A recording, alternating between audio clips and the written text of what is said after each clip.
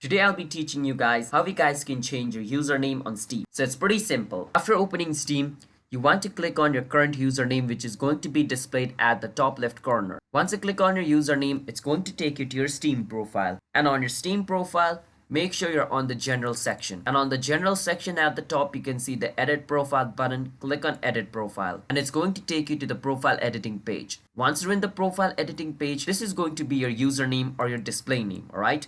Now what you can do is delete your current display name and change it to whichever thing you want.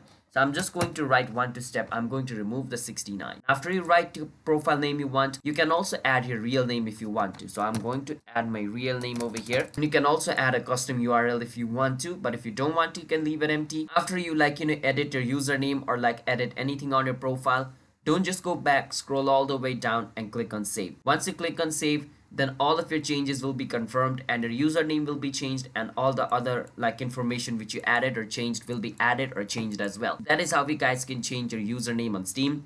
So if you guys found our video helpful, then hit the subscribe to our channel 1 step for future videos like this. I'll see you guys next time.